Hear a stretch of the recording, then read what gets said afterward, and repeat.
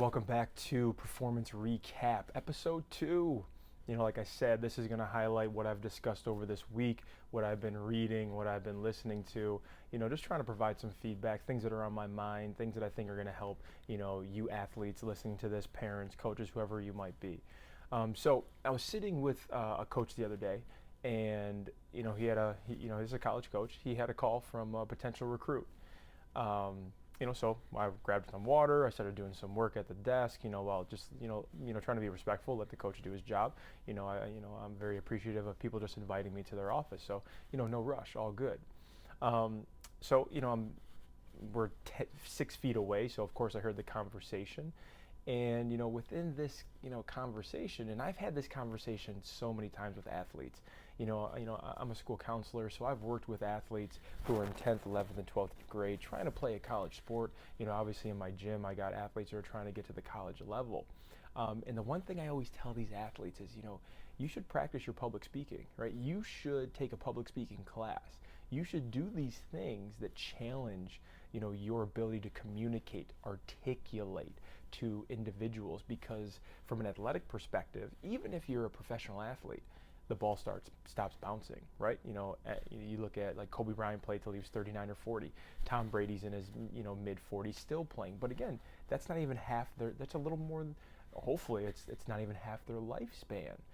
So you're going to have to do a lot of other things other than play your sport, which means you're going to have different skills, right? You go to a job interview, they're not going to ask you to bring the basketball and show me what you can do, right? If you sit in on a meeting with a coach, he's not going to say, all right, we're in my office, but let me see your ball handling skills, and that's going to dictate if you get to come to the school. So I'm sitting here listening to this student athlete, similar to when I've sat in my office and listened to other student athletes, and the number one thing that I've noticed when I'm talking to an athlete, or I hear an athlete talking to a coach, is they know nothing about the school. They have not prepared at all. There's this sense of entitlement, like, yeah, you should be calling me. I don't need to know anything about you. You sell me. You're trying to get me to say yes to you.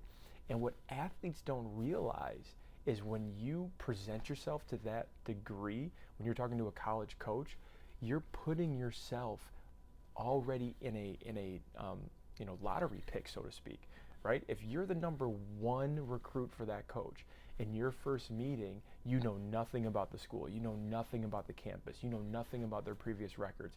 You sound entitled. You don't have this sense of genuineness, this sense of humbleness, right? You're going to drop down a little bit, because you got to understand, when you're going to college, you are the best player on your team, but everyone else that was recruited, they were the best player on their team. So now, how do you get that starting spot, right? It's going to start from that first introduction, that first time that coach sees you, hears you speak, sees what you do when you have a moment of adversity and you're really stuck, and you need to act appropriately. You need to put others first. This leadership servant mode.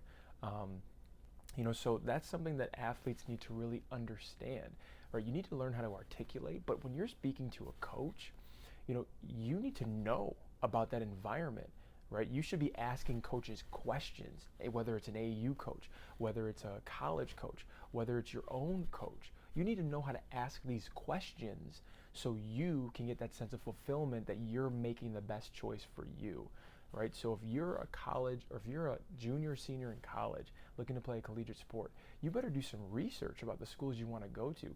You better learn how to ask questions and not sit there and go,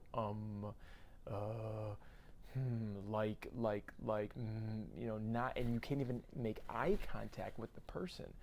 So that's going to be extremely important for you getting to the next level. So for you older athletes out there, even collegiate athletes, whether at the D1, 2, or 3 level, start to learn how to communicate, how to listen, how to ask questions, how to prepare for interviews, how to sound confident, how to articulate, how to be able to say what you mean instead of just stuttering through what you're trying to say.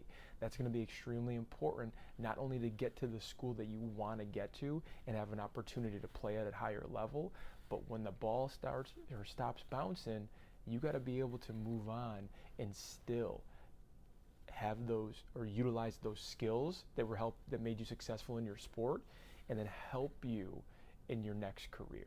So this second episode is really looking at this, looking at this big picture, how to really prepare yourself for the next level. I hope that helped. It's something that's been on my mind, and I look forward to this next, talk with you.